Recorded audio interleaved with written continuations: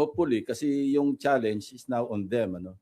If they want to interpolate me, if they want to amend or introduce amendments, if they want to modify, or even if they want not to adopt the partial committee report, then they should sign and get on with it. Ano? Hindi pwedeng nakabitin forever.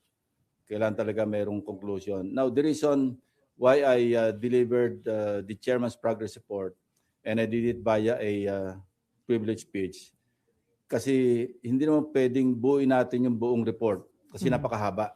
Yung kahapon nga lang partial committee report lang, pero hati na nga yun, yung tinapos natin as far as the 7th or 8th hearing, almost 1 hour na eh. So you can just imagine kung full report, baka abutin tayong 2 oras sa sponsorship pa lamang. So it was done not without reason and intent. So once you gathered enough signature, immediately, sir, i-report out nyo na ito sa plenary? Yes, hindi na yung ganitong parang synopsis or synthesis, kundi yung full content doong partial committee report. Para na sa ganon, maging mas productive at saka mas exhaustive yung deliberation, yung interpellation. So we can decide once and for all, at least the majority members of the Senate, not just the committee members, kung ano yung portions na i-adapt, kung ano yung portions na i-delete, or i-adapt or i-delete altogether. Pero sir, yung pinaka-highlights ng partial committee report, halos nabanggit na po yun doon sa Chairman's Progress Report kahapon. Yes, yun yung mga distinct parts from the original. Pinili talaga namin yung hindi maapektuhan yung wholeness ng partial committee report. Kaya mga highlights yun. Particularly, kaya sabi ko nga, di ba, reform and referral package. Kasi kasama doon yung mga list of possible legislative proposals, like strengthening the Ombudsman and the DOJ. Sa Ombudsman, kasi ako coming from my previous life as sa law enforcement or as a law enforcement officer, hindi lamang yung parang preventive or yung parang remedial, kundi kailangan meron din punitive na aspect. In so doing, kung may punitive, it will serve as a lesson or warning to the others who may have the capacity or potential to commit the same crimes or the same misdemeanors. So sir, i-copy furnace nyo na ba yung Ombudsman at DOJ o nag-request na ba sila ng copy?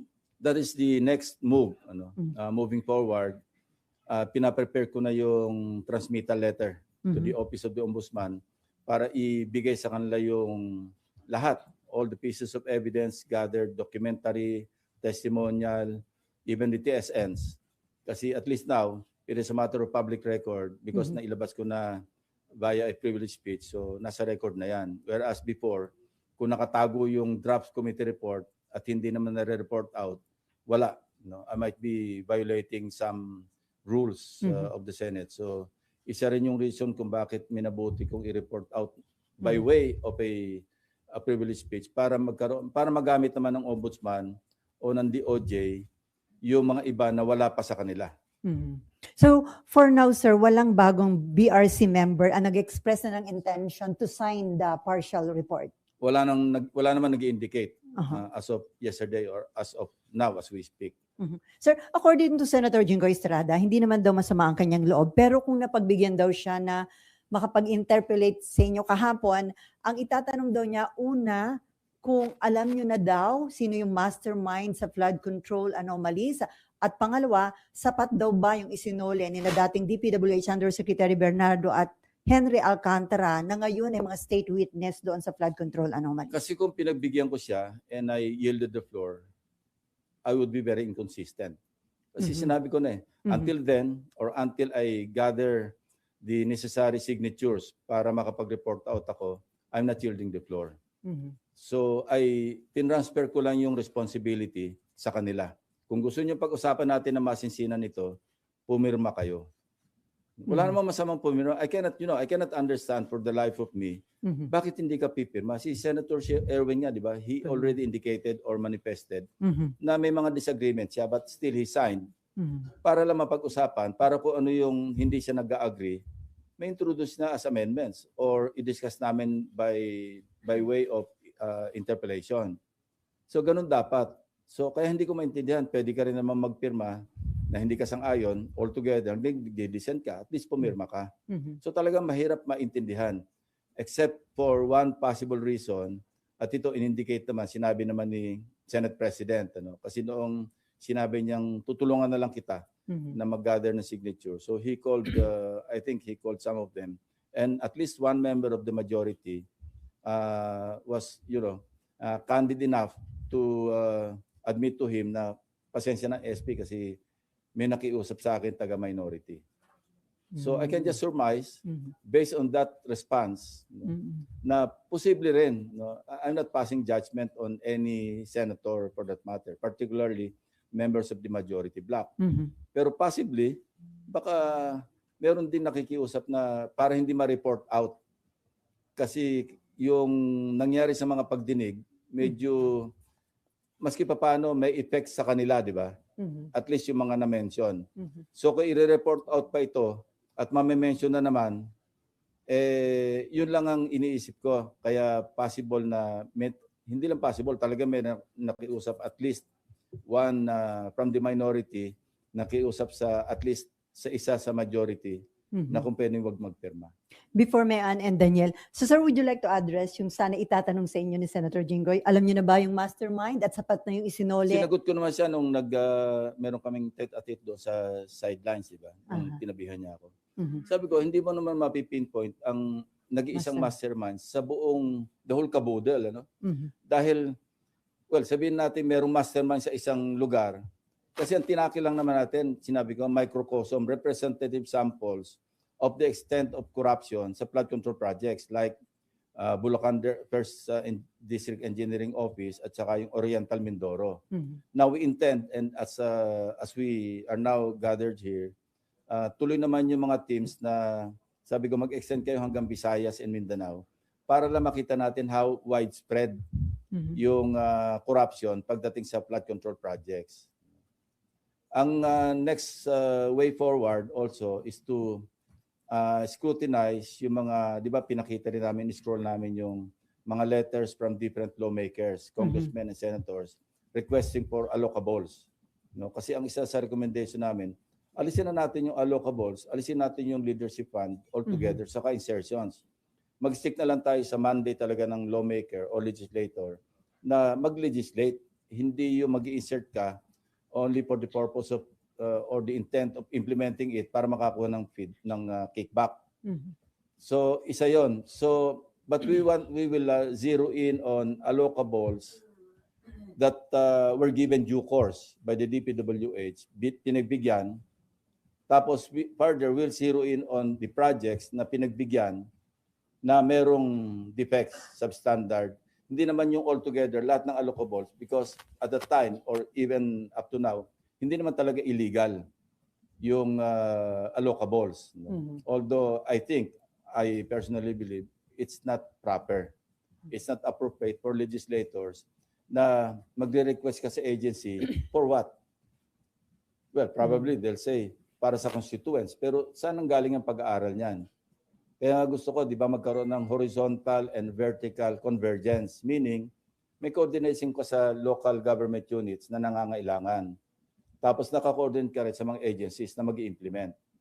Pero kung parang whimsically, mag-request ka ng allocables, thinking na yung contractor mo yung mag-implement, that's wrong. So yun ang way forward na zero in hanggang ma-determine natin how many projects among those allocables as requested and given due course yung na-implement at naging ghost project or substandard.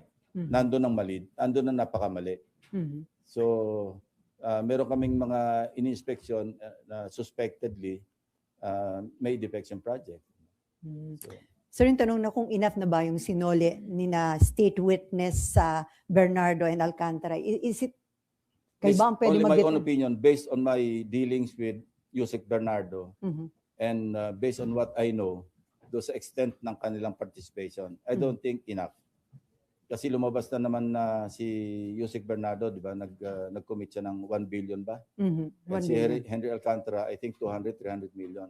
I don't think yung restitution na yon enough.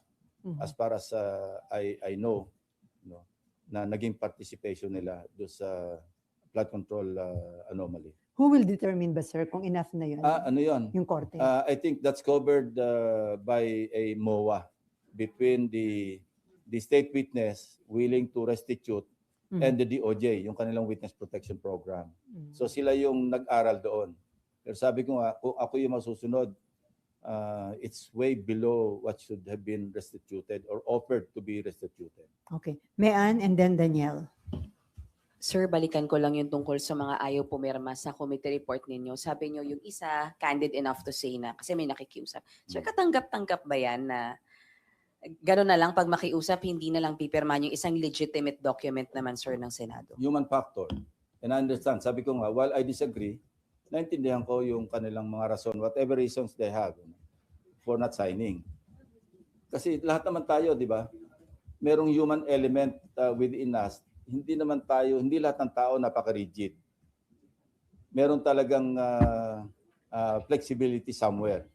So, yun. While, sabi ko nga, hindi katanggap-tanggap, pero dapat intindihin natin. Kasi alam niyo naman sa Senate, matagal yung pagsasama. Maski pa paano yung human element, yung human factor, yung human relations, papasok at papasok.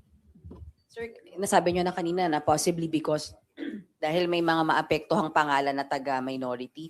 Pero sir, yung nasa recommendation nyo, for ano lang naman, di ba? Preliminary investigation lang Yeah. naman. What Ano is yan? so bad about it, sir? Wala. Kasi sabi ko, hindi naman ito hatol, hindi naman ito final judgment. Katunayan, between February 11 and now until yesterday, may mga nag-develop na nga eh. Hinalimbawa ko nga si Senator Jinggoy, di ba? Dahil merong mga projects na attributed sa kanila, yung worth 355 million pesos. Tapos sinumpi na, I think, sinumon ng ombudsman yung ating LBRMO. Hindi nila makita yung direct link do sa insertion ng proponent, si Senator Jinggoy. So, in fairness to him, minensyon ko yung kahapon. Di ba na between February 11, kaya hindi final ito, there would be some or there may be some developments that could serve as a defense ng mga nabanggit dito. So, nilap namin, recommendation namin for preliminary investigation, further investigation, fact-finding investigation. Nandun naman lahat yun eh. It's up to the prosecutors ng DOJ at saka ng Ombudsman, sila mag-determine based on evidence na ipadala sa kanila at saka yung magagather pa nila kung sino yung papalan nila na information. May we ask, how's your relationship with these senators na kasama sa committee report nyo? Particularly sila Senator Shi, Senator Joel, Senator Jinggoy. Are you in speaking terms or nagkakatampuhan ba, sir? I will not blame them, but I have a duty to perform. Kasi kung puro pakikisama na lang all the way, huwag na lang tayo mag-hearing. Di ba? Maintindihan ko naman where they're coming from. Yung iba, parang hunus-dili na bumate. Yung iba, hindi ako kinakausap. But Last na lang po for me. Sir, may we know kung ilang hearings pa and what is the possibility, sir, na makaharap pa si Zaldico knowing na nasa France nga siya, tapos nag-iano siya ng asylum? Paano po ba? we will await the decision of the French government kung mag-grant yung kanyang asylum. It is now incumbent upon this administration to oppose the application for asylum. Kasi hindi naman hindi naman yun siguradong ma-approve eh. Even yung kay dating Secretary Roque, wala naman nakakasigurado na yung asylum mag-grant. Kasi kung ang best I think yung best case nila para mag-grant yung persecution. Pero kung ganyan, so challenge ito sa government to really vigorously oppose yung application for asylum. And if and when he is returned to the country, doon ko plano na i-confront siya doon sa mga Marines. Kasi after all, kung yung 18 Marines ang papatawag natin, nanggagaling lang naman yung sinasabi nila kay Zaldico eh. So there's no point. Sir, kasi 'di ba yung pag nag-apply siya ng asylum, habang hindi na bibigyan yon ng desisyon, Hindi siya pwedeng pauwiin, sir, di ba? Yun yung sinasabi ng Yeah, French Saka hindi government. pwedeng arestuhin. So I posited a legal question to my staff as we were discussing or preparing the partial committee report, the chairman's progress report. Sabi ko, scenario, what if in-invite natin si Saldico and he agreed and went to the Philippine Embassy in France. Doon siya nag-testify under oath. Question, kung merong mag-move to cite him in contempt of the committee, tapos may mag-move na i-place siya under arrest, can we order the embassy personnel to put him under arrest and detain him there? I haven't gotten a parang categorical answer. Sabi ko, pag-aralan nyo. Kasi it might come to that because since Saldico knows that he cannot be arrested by the French government, so but the Philippine government, and mind you, the Philippine embassy grounds in France or anywhere in the world, any country in the world for that matter, Philippine territory yun eh. And kaya nga inoobliga natin yung magte-testify na nasa loob ng embassy para may jurisdiction. Di ba yung sa mga commission on appointments na confirmation hearings, we require them to be present inside the embassy para maging valid yung kanilang testimony. But the question is, this is a different matter kasi merong possibility na mag-contempt at ma-order yung arrest. So we're still studying that, yung scenario if it comes to that. Ngayon, kung merong police attaché or military attaché na naka-assign doon sa Philippine Embassy doon sa France, baka pwedeng doon i-detain hanggang that's outside the jurisdiction of the French government, di ba? French authorities, because he's being detained in a Philippine territory. But that's a good legal question to study. And wala pang nangyaring ganyan. So, unprecedented. So, pwedeng novel case ito kung darating sa Supreme Court. Kung valid ba na i-detain siya on orders of the Blue Ribbon Committee or the Senate President for that matter. Habang hindi siya nagsasabi ng totoo or hanggang di nalilift yung kanyang warrant na i-issue ng Senate. It's under study. Thank you, sir. Okay, before Daniel and Nimpa. Sir, napansin lang namin kahapon sa privilege speech nyo, hindi nyo binanggit yung names ng mga nirekomendan na sa ilalim sa preliminary investigation, although nasa slides. Yeah, napakahaba eh. Dahil niwasan nyo lang na tumagal. Kasi nung inoorasan namin, at least 45 minutes, magro-roll call pa ako doon. Sayang naman yung mga 10-15 minutes na guguguling ko. Pwede namang i-scroll. Bahala na kayong humabol. Magtrabaho naman kayo. Akala namin iniwasan ninyo na kahit paano mapahiya yung mga nandun. Hindi naman. Kasi kung gano'n ang hindi ko i-scroll yun. Diba? Iano ko na lang, sabihin ko lang, there are some legislators, both from the Senate and the House. Gaganunin ko na lang. So, yun lang yun. Kasi mahaba, rin eh. Kakapagod. Hindi naman, nakakabawas ng boses eh, nakaka-garagal din eh. Okay, Daniel and then Nimpa. Sir, pwede po pa-elaborate lang yung sinabi niyo kahapon para maiwasan yung contractor. Ano po yung nakikita niyo ngayong solusyon? Kasi knowing na yung marami. beneficial owner, para hindi makapagtago under a corporate veil. Kasi, siyempre, hindi sila yung nakalista as directors.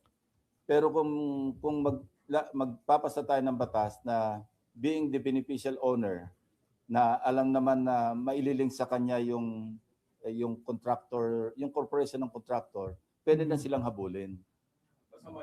Basta malink lang, sir. Basta ma-prove na actually, ikaw may-ari niya, nilagay mo lang sa kamag-anak mo, nilagay mo lang kung sinong dami mo. Yung ganun.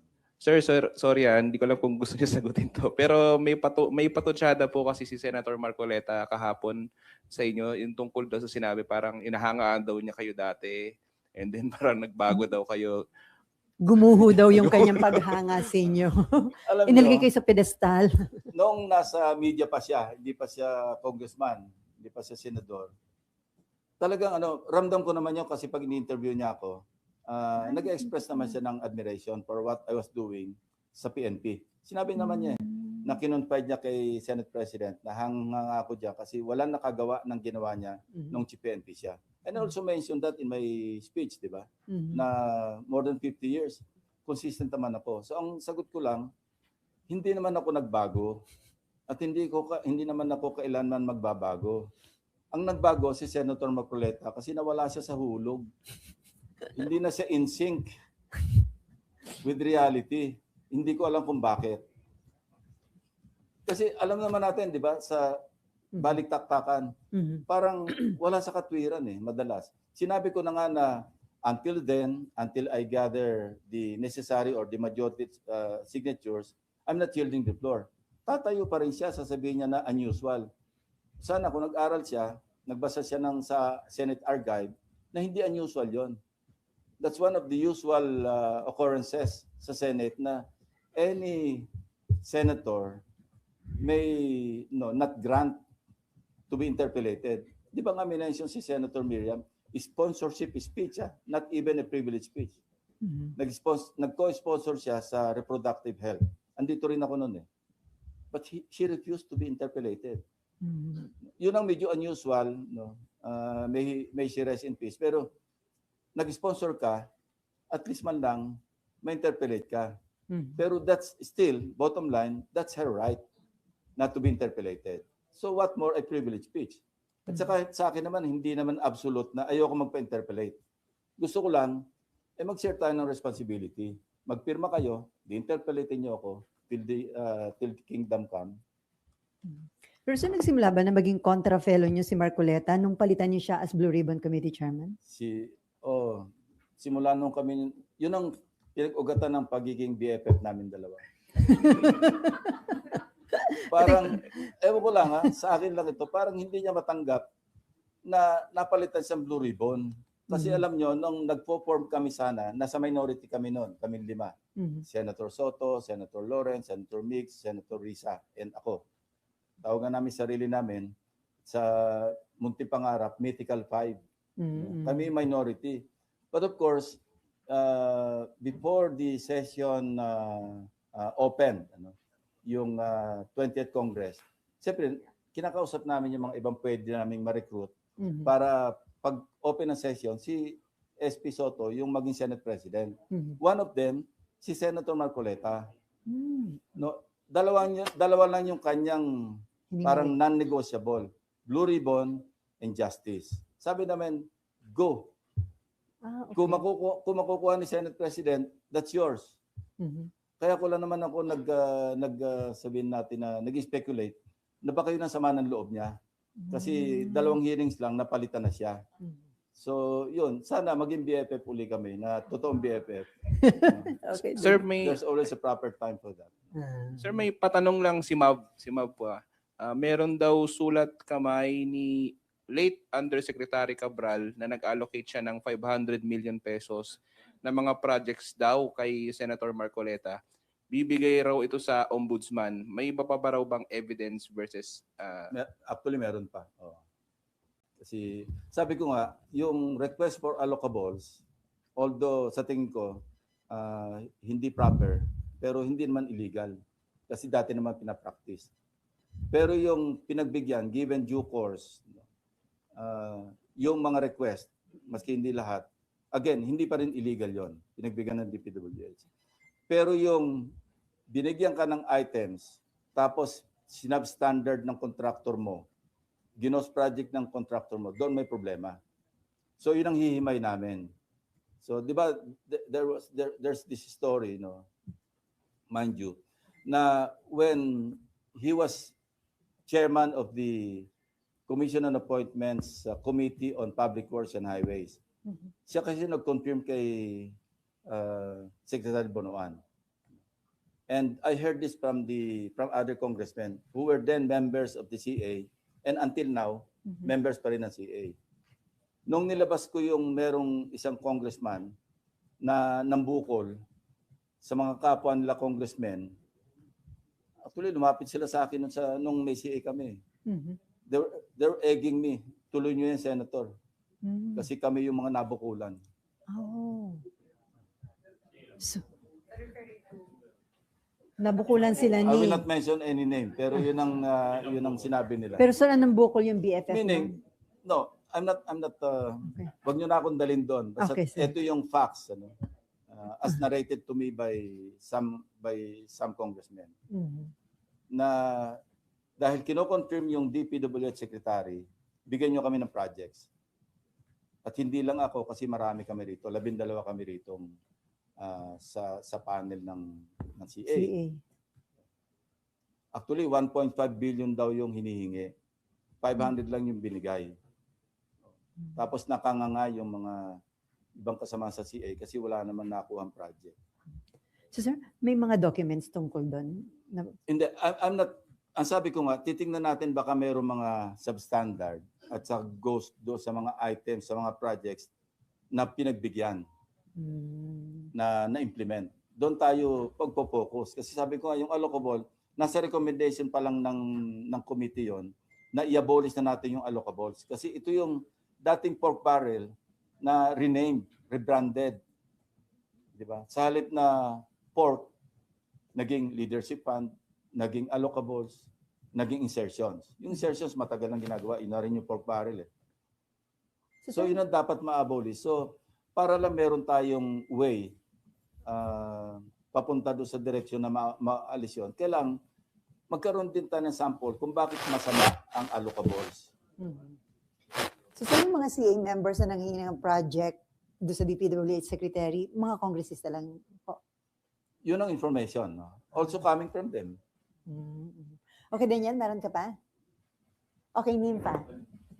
So binanggit nyo kahapon at kanina rin, ipopursue ninyo yung tungkol sa mga allocables and may nag-gather kayong papers from DPWH. So, Meron. Pati kay dating Undersecretary Cabral. Kasi at that time, nung lumabas na yung parang na-involve na implicate si dating Undersecretary Cabral, she sent word, no, nagkaroon ng feelers, overture, na gusto makipag-usap. So, nung una, lawyer niya lang muna nakausap namin. But as parang pareho nung kay Bernardo, yung unang usap namin, denial, aamin ng konti. So galing na ako doon kay Yusek Bernardo na merong inamin pero bitin na bitin. Sabi ko sa lawyer, mag-uusap muna kayo ni Yusek. Pag medyo buo na yung loob niya, to tell all, kasi back and forth yun yung kay Yusek Bernardo, inaboy kami ng 4 na meetings before he finally caved in, so to speak, and tell the whole truth. Marami kaming bulahan muna bago umabot to sa, sige, lahat po sasabihin ko na. So having that experience, ayoko na maulit yung kay Yusek Cabral kasi alam ko saan patungo Kasi ganun din ang pinagsimula namin ni Undersecretary Bernardo. Ang unang digan niya nga sa akin, Senator, hindi kami magkakilala first time kami nag-meet. Meron lang nag-mediate para nag-ano sa akin na gusto makipag-usap. Sabi ko, go ahead. Ang unang sinabi niya, ako, Senator, hindi ako nagmamalinis. Kasi siyempre, pag birthday ko, pag Christmas, nare-regaluhan ako ng 100 million. Di ba parang bigay, pero parang bitin. Kasi, can you imagine a birthday gift na 100 million cash? Mukhang that tells you something or that tells you a lot. Yung kay Yusek Cabral, halos ganun din ang umpisa. So sabi ko, sabi mo nang mabuti at pagkabuo na yung loob niya, mag-usap tayo, isama mo siya. But unfortunately, hindi na kami umabot doon. Kasi nga, di ba? Opo. So sir, yung documents po pertaining to allocables ay... Meron kami. Opo, ano yun sir? Handwritten or... Merong handwritten. Yung pinakita rin doon sa in-scroll, di ba? Na malinaw naman care of If you were able to catch that, di ba? So yun po yung ititrace sir kung nabigyan yung pondo na yon at kung Hindi. ghost or... Kung napagbigyan, obviously napagbigyan, care of na Opo. Okay. Ngayon, yung projects na yon may listahan. Gusto naming malaman, baka merong ghost doon. Yun ang mali, yun ang illegal, yun ang criminal. So sir, senators and congressmen po ito? Yeah, both. Marami yun. Meron ng isang legislator, ganyan kakapal yung kanyang request Kaya lang, di ba, nagkataon lang, ewan ko ba itong mga staff ko, bakit yung iba malabo, yung iba malinaw. So ito po yung ididig further? Ito yung we'll look into it further, na kung merong mali. Sabi ko nga, zero in. Kasi kung allocable per se, hindi naman illegal, hindi naman criminal kasi practice nga And then sir, balikan ko lang po yung sa mastermind. Meron ho ba kaya nga talagang mastermind dun sa flood control scam o kanya-kanyang I lakad po think ito? bawat region or bawat district engineer merong mastermind. Pero yung Like for example, di ba testimony ni Henry Alcantara, sa Bulacan First District Engineering Office pa lang, ang nai-allocate ni Saldico, 35 billion. Kaya nga nakiusap siya, hanap po kami dyan sa karating probinsya, yung ibang mga DEOs, kasi baka ma-obvious na tayo na lumolobo na dyan sa Bulacan. So yun, so sino mastermind doon? mastermind sa Walang bawat overall baluarte, master- overall I don't think there's an overall mastermind kasi nga, di ba, ano to driven by greed. Saka sabi ko nga, di ba, parasitic Para bang walang tigil na ng but merong organized na grupo pero within a certain agency, within a certain district engineering office like the Bulacan. Yun, talaga sindikato yun. Kasi meron, sir, as we know, merong gustong antumbukin, sir, yung former speaker hanggang kay presidente, yun ang gustong Well, if tumbukin. they have the evidence, present nila. Magdala sila magtrabaho rin sila na maghanap sila ng ebidensya kung sinong gusto nilang tumbukin. Ako wala akong gustong tumbukin. Dumarating sa akin yung mga nagre-report. Siyempre, papatulan ko yung kung merong sense. Kung wala naman, ini-ignore ko na lang Ang dami nga mga sumusulat sa amin nagre-report. Pero makatotohanan ba? Is it worth our time, our effort? Kung hindi, but we spend time verifying or validating. Kung wala namang silbi, ba't sasayang yung oras ng komite? And then, sir, isa na lang. Sir, yung tatlong kasamahan po ninyo, tatlong incumbent senators recommended for further investigation for possible cases. Hiningan po ba sila, sir, ng comment or are you encouraging them, giving them a chance para sumagot din, para sa possibility na Yeah. mabago pa yung recommendation? Of course. Kung nagpirma lang sila, that's their platform to defend themselves. Habang nag-interpolate, di sabihin nila, hindi totoo yan kasi ito, kaya baka pwedeng strike out natin dyan sa record ng committee report or partial committee report, yung portion na ako nire-recommend. Di ba mas mainam yung ganon? Wala naging ganong request, sir, na from the three? Wala. Kasi kung umabot kami sa interpellation, sa amendment, at makatwiran yung kanilang amendment, natanggalin mo yung pangalan ko dyan, dahil hindi totoo yan, ito yung aking depensa, at nanalo sa botohan, halimbawa, or na-convince ako as chairman, sponsor, sabi ko, accepted. O di tanggal yung pangalan na sa final, yung sa adopted committee report. Sir, Walang ganun so bukas pa rin po kayo and are you encouraging them? Definitely. You're encouraging them, sir. Yeah, gusto natin yung healthy discussion, healthy deliberation. Para maliwanagin talaga natin, marinig natin lahat ng sides. Kasi sa amin, based lang doon sa nag-gather namin sa mga committee hearings. Okay na? Okay. Badet and then Marlon. Badet, ikaw. Balik po tayo kay Saldico. Sir, ano pong nakikita niyong kakulangan ng government sa pagkikipag-coordinate sa Interpol? Kaya malaya pong nakaikot-ikot si Saldico sa iba't ibang bansa. Too late the hero. Masyadong delayed yung reaction. And again, I cannot understand why the Secretary of Justice would go there himself.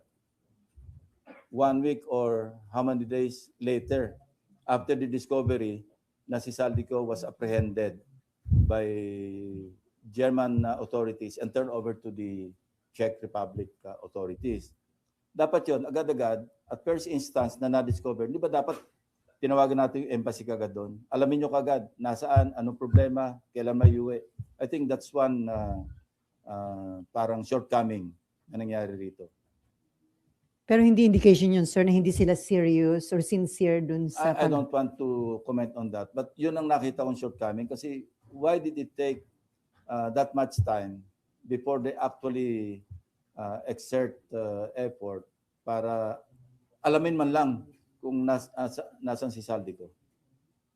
At saka yung Interpol, ang tagal na yung request na yan Dapat yan, kasi nakita ko doon yung bagong PCTC, ng transnational. Late na rin siya Kung noong sinabing si Saldico apprehended nando sa Czech authorities, apprehended by German authorities. Dapat lumipad na yung PCTC o nag-coordinate na sa Interpol. Kasi ng counterpart natin as far as the PNP. Sa NBI, may sarili rin silang parang relationship sa Interpol. Dapat day one, pumunta na yung o nag-inquire ng PCTC at nag-request na ng red notice. Bakit noon lang dumating sa presscon? Kita ko si Prestosa, General Prestosa. Late na rin eh. Dapat yun ang pinalo up. Ako nga, nung inisyon ako ng warrant of arrest ni XPGMA, parang a few days, nasa red notice ako eh. Bilis. Kaya lang, di na ako nahuli. Mas mabilis. Mas mabilis sila sa akin. At least yung panahon na yun. Kaya na mabilisan na ganun. Kasi nandyan lang yung headquarters ng Interpol sa Lyon, sa France. Nandun eh. May Pilipino pa nga tayong nandun eh. Na nasa Interpol eh. Ano ba yung, even before he was apprehended, dapat meron na tayong coordination directly with the Interpol. Ito yung voluminous documents na kailangan namin si Saldico to answer for certain crimes. Ewan ko, why they did not do that. Sir, hindi naman kaya deliberately mabagal? Hindi ko alam, basta't mabagal. Hindi natin masabi kung deliberate, sir. Yes, sabi ko lang, basta't mabagal. Hindi natin alam kung deliberate o hindi. Okay. Okay ka na ba, Ded? Marlon and Merimon. Sir, yung may binabanggit kayo kanina na tingin nyo masyado mababa yung kung ano yung ipinangako ni Alcantara at saka ni Yusek Bernardo ibalik. Tingin nyo, sir, mga magkano dapat for you maging acceptable? Hindi ko ma-second guess kung ano yung amount mismo, pero yung as reported, kasi alam naman natin yung kung magkano yung pinangako nilang restitute. Ano? Yung 1 billion kay Bernardo, maliit yun. Yung 200 o 300 kay Alcantara, maliit yun. And should the DOJ set a deadline for them to return the money? Alam mo, mahirap namang pangunahan natin kasi sila yung nag-negotiate. DOJ did their own due diligence. Baka yun ang findings nila. Sa akin, sarili ko lang yun. Based on my, dealings with Bernardo and Alcantara. Particularly Yusek Bernardo. Basta sa akin lang, in my own judgment, I may be wrong, I may be correct. Sa tingin ko, maliit. Sir, last week, sir, na-interview si former Governor Chavit Singson and he was saying na tinuturo niya po kayo na alam nyo kung sino yung mastermind. I'm not Superman. Asa lang ako sa mga resource persons. Hindi ko alam kung sino mastermind. No? I think that's speculative. And then he was saying na kapag hindi siya inimbitahan ng Blue Ribbon, ibig sabihin may pinagtatakpan. Well, that's his opinion. But I'm saying, wala. Open naman ako eh. Di ba lagi naman ako open? Pero mag-present ka na, huwag niyo sayangin yung oras ng komite. Kung meron kayong pinanghawakan, pwede kayo mag-attend. Look, we requested him to send or submit his draft affidavit. Yun lang ang request namin eh. Hindi naman nagsasubmit. Kasi ayoko na maulit yung kay Orly Gutesa na doon mismo sa hearing, kino-coach. Ang pangit ng pangitain eh. Mas maganda yung pulido, may hawak kaming o kung sino man ng draft affidavit para tukoy na yung tanungan. Hindi yung nawawala yung page. Tapos i-coach. Di ba ang pangit sa public? Sir, the special panel of investigators po ng Ombudsman has already recommended the filing of plunder and other criminal charges against Saldico and then former Speaker Martin Romualdez, identifying them as masterminds of this scam. Well, probably they have the evidence to, to support their case. Pero it's up to them. Kasi hindi naman limited. Marami kami nasubmit sa Ombudsman. Katunayan, yung 2 privilege speeches ko pa lang, pinauna ko na yung yung file. Binigay ko na sila eh. DOJ, Ombudsman, pinauna ko na doon. Hindi pa si Ombudsman Remulla, yung acting pa lang noon, yung dating Deputy for Visayas, siya yung acting. Si Vargas. Yeah, he was here during the budget deliberation. So dumaan sa office ko, sabi ko, kasi I learned from the AMLAC that they cannot initiate freezing of assets and bank accounts until or unless merong formal complaint na nakapile at the very least. So sabi ko kay Acting Ombudsman Vargas, sabi ko, bibigyan namin kayo nito para at least maidakit nyo para meron na kayong ground to request AMLAC para mag-issue ng freeze order o mag-request sa CA ng freeze order. Ganun na nangyari. So even noon pa, hindi ko rin alam yun eh. It was only during our, my conversation with the AMLAC, Executive Director Matthew, at the time, David, nasabi niya, sabi ko, ano ba yung requirement nyo para mahabol natin kasi naghahabol tayo rito. Kasi this is out in the open and baka maalis na yung mga assets. Sabi niya, at the very least, we need a formal complaint na nakadakit sa DOJ or sa Ombudsman. So knowing that, ako yung nag-initiate pa nga kay Acting Ombudsman Vargas, ito yung file, idakit nyo na kung pwede. Sabi niya, bukas na bukas idadakit ko ito. At saka, isa daw po sa ginamit nila yung testimony ni Gutesa and then yung sinasabing 18 former Marine personnel. That's our call. Ano? But That's our should this settle the concerns, questions regarding the credibility of those people? Well, sa akin, yung 18 Marines, ex-Marines, sinabi ko na ito, 805 billion pesos. Parang physically impossible na ma-deliver mo in such a short period of time. Computation nga, di ba, 5 years. Now, kung merong ibang computation o meron silang alam na iba at sinama nila yun, that's their call. Kasi after all, sila yung magdidetermine ng probable cause. Hindi naman yung Senate ang magdidetermine ng probable cause. Yung sa amin, recommendatory kami kung sino yung pwedeng mag-undergo ng preliminary investigation, kung sino yung pwedeng i-further investigation o i-fact finding, yun na sa amin. Hindi naman kami prosecutor eh. Mas alam nila yung trabaho ng prosecutor.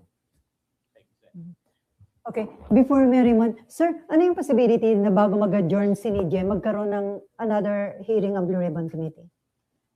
Big possibility kasi nga yung sa ibang lugar, ano, Visayas, Mindanao, kung merong mga ma-discover doon na mga ghost pa rin o kaya substandard, we will pursue para lang may pakita natin na hindi lang limited sa Luzon yung ghost projects at saka yung substandard. Tapos yun nga, yung para makita natin na pati yung mga issue ng mga allocables na uuwi rin sa mga ghost at saka substandard. So sir, kahit wala pang enough signature yung partial report, pwede nang mag-resume ang session? Yes, we can. Depende sa, sabi ko nga, di ba, once ay mailabas ko na rin to, kahit through a privilege speech, we can resume the hearings. Okay, Merrimon. Sir Merrimon Reyes from One News 1PH po. Sir, yung sa partial committee report, balikan ko lang po. So kulang pa po ng 2 signatures. Tapos nabanggit nyo, more likely meron from the minority na nagsabi sa majority na wag munang pumirma. Do you think ito po ba ay pwedeng magresulta to another Senate leadership shake-up? Meron po bang senador sa inyong lumapit na nagsabing, di mo na ako pipirma kasi baka natatakot akong magkagulo-gulo ulit yung liderato? Wala namang nagsabi ng ganon. Pero you could be right. Baka iba nag-aalanganin din, baka magkaroon ng kanya-kanyang dahilan. Sabi ko nga, I also understand whatever reasons, kanila yon, unless proven otherwise, valid yung reason nila. Pero sir, kung mauwi po ba, do you think kayang kunin yung numbers para magka-changes against the Senate leadership? Well, sa akin, kung mangyari yon, di balik ako sa 5th floor. Sinabi ko na yung staff ko eh. Ready kayo mag-pack up, balik tayo sa 5th floor from 6th floor. Galing naman tayo talaga sa 5th floor. Siksikan ulit tayo doon. Sanay naman kami. Sanay minority, majority. Pareho naman sweldo eh. Ingmar and then Mean? O Mean before Ingmar? Sino ba? Hindi natanong na sir yung kung kailan po, meron na po bang possible date for the next Wala pa. We're still consolidating lahat ng documents. Parang hindi na-cover sa first 8 hearings, i-pursue natin sa succeeding hearings. And yung allocables nga sir. So, Yeah, balik that's one issue. kung makakakuha na ng enough information about supposed irregular flood control projects sa Visayas at Mindanao, doon lang po magkaka-next hearing. Yeah, hindi lang Visayas Mindanao. Kung merong allocables na nauwi sa ghost at saka sa substandard, we may resume the hearings. Sorry, sir. Before CND adjournment. Yeah, kasi ano pa naman, meron pa naman kaming 1 month. window. Mhm. Dahil sabi ko nga, kasi ngayon nag-interpellation, nagdi-deliberate sila sa plenary sa House, hindi agad-agad matatransmit yun eh. Kasi assuming na matapos yung kanilang deliberation, so give or take 1 week, so next week, sabihin natin May 14, May 15, matransmit. Hindi naman pagka-transmit, while mag-constitute kami into an impeachment court, hindi naman nag-trial eh. May proseso pa yan, may procedure pa yan na papadala mo ng summons yung respondent to comment. After 10 days, papadala mo yung prosecution to reply, di ba? Tapos may stipulation ng between the two panels, defense at saka prosecution, that will take a few days more. So yung calculation namin, kung halimbawang mga middle of May, may transmit, parang nasa mga, I think makapagbakasyon pa kami after ng break. May chance pa. Na hindi pa magta-trial. Sir, napunta tayo sa impeachment. Earliest po, sir, ng trial. Mahirap eh. Kasi hindi natin alam nangyayari sa House eh. Hindi nga natin alam kung magkakaroon ng 1/3 votes doon eh. Sir, before lang ako bumalik sa impeachment, sir, yung walang overall mastermind, sabi nyo, why do you say that, na walang talagang isang malaking taong nag-uudyok at nagko-command sa mga to, kundi regional mastermind lang? Based on evidence. Based on evidence. Walang isang taong pwedeng mag-command sa lahat ng RD. Not even the DPWH secretary na ito. Merong mastermind. Sa Bulacan may mastermind. Sa Mindoro may mastermind. Pero may mga interlocking parang interventions na maglagay ako dito sa region mo, meron ako dyan. Isang tao, maglagay ko sa region mo, meron ako dyan. Merong ganon. But sir, kung si Zaldico yung nag-aalat ng karamihan sa pondo, Siya yung APRO eh. ano pong tawag sa kanya? Hindi ba siya ang mastermind? Hindi siya considered as mastermind? Depende sa evidence to be presented. If it comes to that and he is identified to be the, overall parang manipulator, so be it. Pero yon, hindi mo pa rin siya ma-attribute na mastermind. Harap lang siya sa napakaraming counts ng kaso. Meron siyang plunder sa Bulacan, may plunder sa Mindoro, may plunder sa kung saan man. Yun na lalabasan. So series or number of counts of cases na involved siya. Pero would that make him the mastermind? I don't know. Pero yung mga regional mastermind, Pag sinabing mastermind, fully organized, parang mafia, na lahat na sa'yo susunod. I don't think so kasi merong mga hindi niya rin kayang, probably hindi ko sigurado, based on evidence, meron din talagang particular congressman, not necessarily Zaldico, congressman contractor, na nagmamanipulate siya within his sphere or area of influence. Di ba? Sir, isa na lang. In case matuloy yung impeachment trial, safe to say magsa-stop po yung hearings ng Blue Hindi. Ribbon? Kaya nga sabi namin, impeachment trial at saka yung session, simulan natin sa hapon. Para yung umaga natin libre, para yung committee hearings, not only yung Blue Ribbon, kundi other legislative, yung mga bills pending, magkaroon ng space para sa committee hearings, para ma-report out pag may session. Kaya pinag-aaralan namin yung scheduling eh. Pero ang suggestion ko, ibakante natin yung umaga. Kasi pagka ginawa nating umaga session, tanghali yung impeachment, saan sisingit ngayon yung committee hearings? Sabado-linggo? Wala kang quorum. Walang committee hearings, sir, di ba? Session and Friday. Yeah, parang gano'n. Kasi merong umaga tapos hapon. Pero ngayon maraming kasi simula lang ng Ang difference kasi noon, bandang December na yun eh. Marami na naipasang batas eh. Ngayon, meron sa parang priority bills na hindi pa natatakel o nasa committee pa. Pag hininto mo yun, di paralyze naman yung legislative work. So, ang pinag-uusapan namin is, maski 2 p.m. to sawa, abutin tayo alas 10, alas 11, pero bakante yung umaga. para meron tayong committee hearings. Pero so nakikita nyo na magiging smooth yung proseso dito sa Senate considering na si Senator Robin Padilla, sinabi niya na role ng minority yung humontra. So yung pag-convene pa lang sa impeachment court, sa tingin nyo may mag-a-attempt na Ine-expect naharangan? na namin yun na even yung convening of the Senate As impeachment as court? an impeachment court, Mhm. i-objectan yun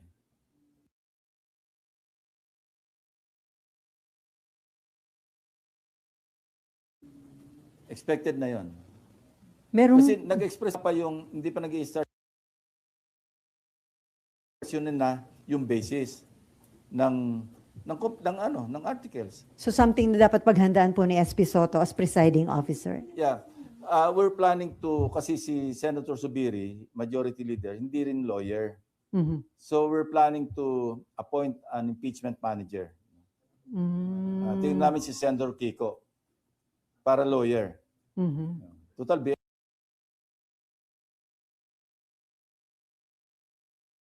BFF din naman siya ni Senator Marcoleta. Not in the same degree, not in the same category. Pero BFF din naman sila eh. As impeachment. Hindi, parang siya yung, alam ba, may mga question of law na pwedeng interpret. Mhm. Kasi kailan kabisado mo yung rules of court, di ba? So, Mhm. although, ang mananaig dito, yung rules of impeachment. Mhm. Suppletory yung rules of court. So, mas mainam na yung merong lawyer do sa, si SP hindi rin lawyer, nagka-crash course nga siya. Mhm. Pero mas mainam na yung lawyer na sanay sa trial. Oh. Mhm. Para more or less, masisignalan niya man lang si SP na yung objection would be overruled or sustained, Mhm. di ba? Mas maganda na yung ganun. So, hindi pa namin na i-take up to sa majority or sa buong Senate. Pero Suggestion pa kami lang na yun, sir. nag-uusap, sinuggest ni Senator Subiri. Mhm. And nandun ako nang nag-suggest siya.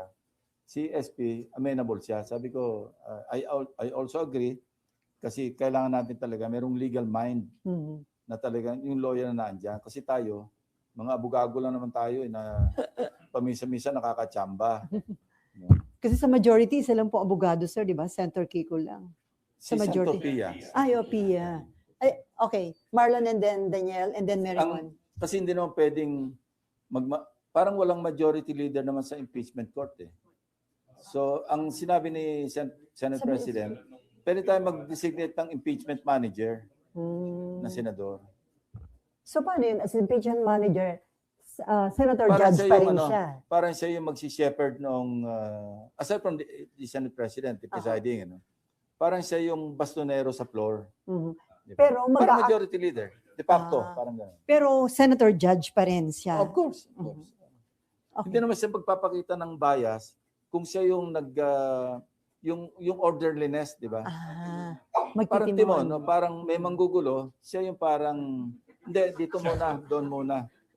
Parang yung orderliness ng trial. Marlon, Daniel, and then Narimon. Sen, napag-usapan na po ba ng leadership? Kasi you were saying before na baka mga June pa mag-start yung mismong trial. Ano ko Kung lang yan, sakasakali. based lang sa yung 10 days, 5 days, Yes. preliminary conference, based lang yon, inestimate lang namin yon.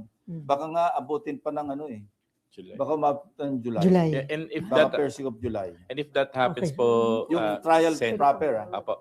If that happens po, Sen, definitely maaabutan niya yung budget season, yung budget call. Napag-usapan na po ba yan ng leadership? Paano niyo i-juggle yung... Kasi yung experience namin kay ex-CJ Corona, parang 40 days. Ewan ko. Hindi, December hanggang January or February. Mga 4. ilan Mga yun? 4 4 months. 4 months. So, 4 Aabutin. months. so, kung umabot, I'm sure makapag-adjust kami sa schedule eh. Mhm. Kasi wala namang hard and fast rule kung anong susunding schedule ng impeachment court eh. Nakalagay sa rules dun eh, yung rules of impeachment. Parang nandoon yung schedule na daily at 2 p.m. pero para sa discretion pa rin ng impeachment court. And kahit naka-break. Well, even the Supreme Court, even the Sandigan Bayan, may break sila eh. Di ba, minsan, summer break, sa Baguio nga sila Summer nag-conduct ng mga session, yes. nila. So, I think entitled din naman yung impeachment court na hindi naman yung parang sagaran. Okay, Daniel. Wala naman nakadetain eh. Wala naman na-impede na liberty. Mhm. Hindi, iba. Ang ibig ko po sabihin, Sen, pwede pong magkaroon ng impeachment proceedings kahit na naka-CNJ adjournment yung Yeah. yes. Basta Yeah. nag-start, Mm. makapag-convene. Maski naka-break, pwede mag-proceed Mhm. yung trial. Kasi independent naman ng Senate yun. Hindi saklaw ng CNJ yung impeachment court. Mhm. That's a different animal. Ang sakop ng CNJ, yung Congress, Yung legislative. but not the impeachment court. Nagkataon lang na yung impeachment court is the Senate. Mga impeachment, yun na yung nire-raise nila ngayon. Dapat in session yung Congress kapag nagkakaroon ng impeachment. Hindi. Hindi, separate entity eh. Mhm. Hindi bound ng rules of the Senate Mhm. ang impeachment. May sariling rules ang impeachment court eh. Sir, basta makakonvene kayo within the session month as impeachment Yeah. court. Yun nga, kasi pinag-usapan din namin yung definition ng fourth wheel. Ano? Ang sabi naman ng Supreme Court doon, Reasonable. depende sa Senate kung anong definition nyo ng fourth wheel. Mhm. Gano'n naman ka-liberal yung kanilang, di ba? Ang sinasabi lang doon, being a co-equal branch, which is the Senate, bahala kayo mag-interpret. So Parang gano'n ang tenor ng Sir, part ng proseso yung i-invite yung prosecution and then ipipresent nila yung articles of impeachment sa session ng Senate. Hindi, yan, Hindi na. reply. So, papadala mo ng summons yung respondent, sagutin mo. Kasi pag nandito yung articles, yun na nga yung pinaka-complaint kumbaga sa Mhm. kumbaga sa court. Diba? Parang may in-invite from the prosecution kasi Sir, may Sir, sorry, Okay din. medyo hypothetical yung tanong ko. Pero since sinabi niyo na pinaghahandaan niyo yung mga eventualities kung may tumutol na mag-convene, paano ba yung mangyayari nun, sir, kung sakali talagang may tumayo? Pagbobotohan ba yun? Kailangan pa bang pagbotohan? Di ba the House? Lagi. Ganun ang So may democracy chance na hindi makapag-convene, sir? Kung matalo sa botohan, hindi paano magko-convene kung ang rule ng impeachment court wag mag-convene. So, walang impeachment. Pero sir, di ba trabaho niyo Let's mag-convene? cross the bridge when we get there. Kasi sabi nga hypothetical eh. It has not happened yet, but in any eventuality, we should be prepared to tackle that. Kasi pwedeng mabot ulit sa Supreme Court yan eh, kung sakaling magkaroon ng ganyang usapin. So, pero tama yung sinabi nyo, duty yan eh. Constitutional duty, as a matter of fact. Sir, sorry. So, yung hindi ba- mag-o-object, sir, dapat may matinding argumento kung bakit nag-o-oppose. Yes, and he or they must be able to convince the majority Mhm. to vote in their favor. And kung gano'n na mangyari, it's on them na sila yung sumagot sa taong bayan kung bakit ayaw mag-convene. Mhm. Pero, Yung minority na talo sa botohan, wala namang magagawa yun eh. Mhm. Kasi majority nga yung nagro-rule eh. Mary Mon, okay. Pero halimbawa, ulit yung nangyari last year, magkaroon ng ruling ng Supreme Court. May president na kayo last year, sinunod nyo yung ruling ng Supreme Court. Yeah. Ako, ganun ang attitude ko eh. That will have to be followed again kung maulit yung nangyari. Kung TRO, pag-uusapan namin. Pero Kung Kung susundin namin yung TRO o hindi. Mhm. Kung pending yung petition, I don't think we should stop based on a pending petition before the court. Hanggat walang ruling. Kung may temporary restraining order, which I think is unlikely, Mhm. pag-uusapan namin whether to follow or to comply with the temporary restraining order or not. Remember, impeachment court, final yung, hindi nga appealable yan sa Supreme Court eh. Mhm. So we have our own rules. We are sabihin natin co-equal. So, pero pagbobotohan namin yung committee aro, sundin ba natin to o hindi? Mhm. Sir, yung convening, kapag may nag-kontra, i-divide yung house, hindi ba sir? In-anticipate namin, may magkokontra. Yes, sir. Pero, sir, kailangan ba i-divide yung house? Hindi po ba automatic na dapat mag-convene kayo kasi trabaho nyo po yun, even if may magkumontra? May motion eh. May Dapat motion na i-resolve. wag i-convene. Sa botohan mauwi yun. Kasi ang court hindi naman one-man court eh. It's a 24-member court. So majority pa rin yung magre-rule. Ha? Yeah. So sir, yung kinakailangan yung budget for the conduct of impeachment trial, More than sufficient, more than enough. May Hindi. 27 million pa eh. pero sabi ni SP, 12.6 million lang ang kailangan. Yun ba yung sinabi ng... Estimate niya siguro. Pero merong appropriation na 27,544,000. Nagastos yung 512. Mhm. So meron pa more than 27 million. Mhm. Eh ano na yung kape, tinapay, yun lang naman eh. Eh, yung robes, nabili na eh. Mhm. Kung impeachment. This early, Senator Amy Marcos may sinasabi na parang may banta ba ng pananakot, yung AFLR, yung budget para sa mga project, and then kakasuhan sa ombudsman. So, Ayoko na mag-comment doon. pero possible yung ganun, sir. Kasi sa House, di ba, may sinasabing may cash involved, may pang-pressure. Hindi ko alam. Kasi sa akin, wala nag-o-offer. Yun na lang ang personal knowledge. Mhm. Okay, Amar. Sorry, balikan ko lang po yung sinabi nyo na pag may nag-oppose or kumontra dun sa pagko-convene ng impeachment court, i-divide yung House. Eh di sir, pwedeng hindi mag-convene kung mananalo yung ganong boto? Yes, that's a possibility. Kasi nga, 24-member court ito, na kung ano yung sabihin ng majority, yun ang ruling ng court. Hindi siya magiging unconstitutional, sir, Well, since... kung hindi para convene yung impeachment court, we will rule as a Senate. Di ba? Wala pa hindi pa impeachment court eh. Mhm. So Senate yung mag-rule as a body kung magko-convene ba kami o hindi. I'm sorry, it's not the impeachment court who will decide by a vote of majority kung magko-convene kasi hindi pa nga naka-convene. Senate pa lang, sorry. I have to Oo correct nga pala. myself. Kasi hindi pa kayo nakakapag-convene. Di-divide talaga. Hindi siya magiging unconstitutional, sir? Or baka ma-open to possible Well, yun ang magiging questions? argument ng mga hindi papayag na hindi mag-convene. Yung constitutionality noong argument na dapat mag-convene. Because sinasabi ng Constitution, mag-constitute kayo as an impeachment court. Forthwith. Mhm. So kung gano'n na mangyari, sir, tao na lang yung huhusga sa mga bumoto para huwag Well, pwede may magdala ng case sa Supreme Court. Mag-ruling ng Supreme Court, kailangan mag-convene kayo. Or hindi. Depende. Okay, Sila yung may final arbiter. Remember, they're not dealing with the impeachment court yet. They're dealing with the Senate. Diba? Okay, may pahabol, Camille? After the privilege speech po, what do we expect? More hearings ba? Magkakaroon ba kayo ng recommendation refund? Or yung refund yung mga nakuhang pera, sir? Nandun na. Ginagawa na nila. And how about, sir, yung lifestyle check? Nandun na rin yun. Magre-recommend din Ginagawa po na rin kayo? yun ng ombudsman. Thank you, sir. Sir, may pahabol, sinimpa daw. Pa-clarify, kasama bang irerekomenda sa ombudsman na imbestigahan si Marcoleta? Depende. Sa ngayon hindi kasi pero kung yun nga merong ghost tapos ma-attribute sa kanya, kung meron siyang participation doon sa mga kung magkakaroon ng ghost or substandard, he should be treated in the same manner na natrato ibang senador, ibang congressman. Diba? Wala nang special dito.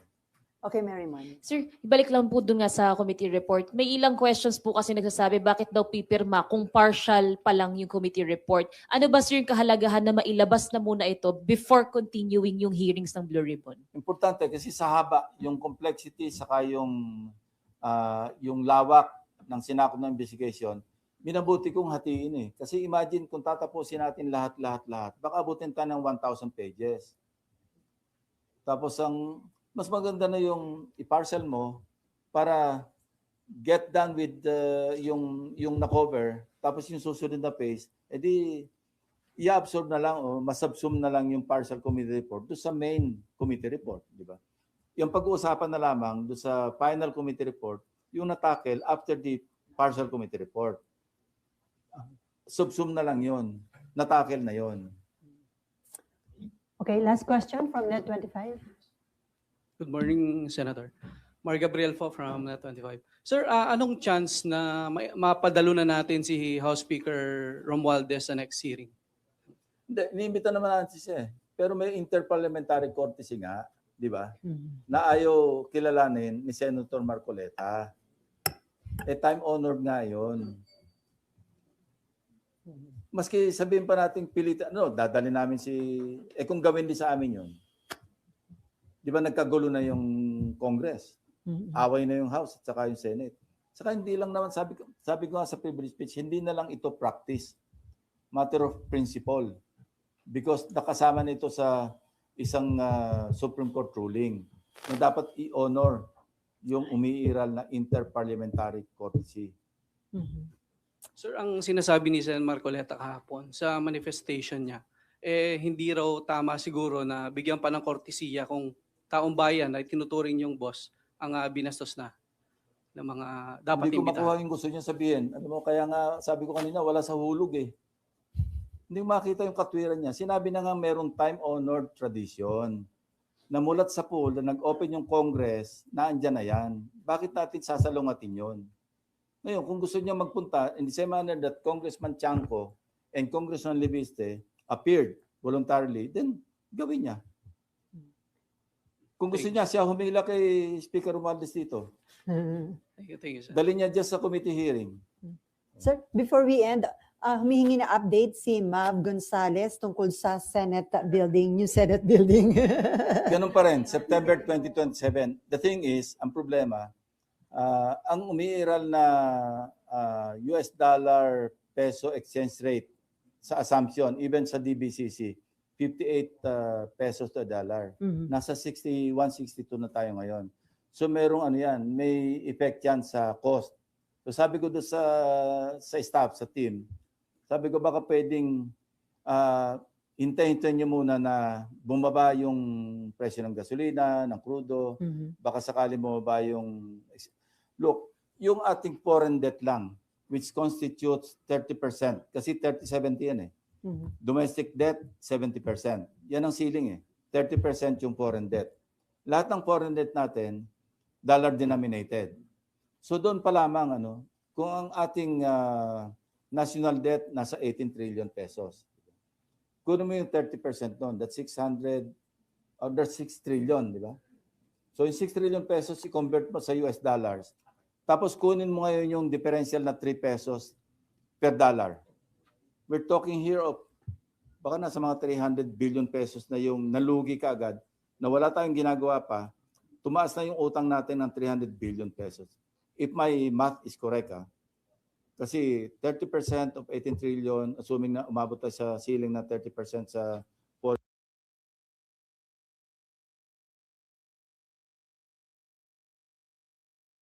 borrowings, Mhm. so that's 6 trillion.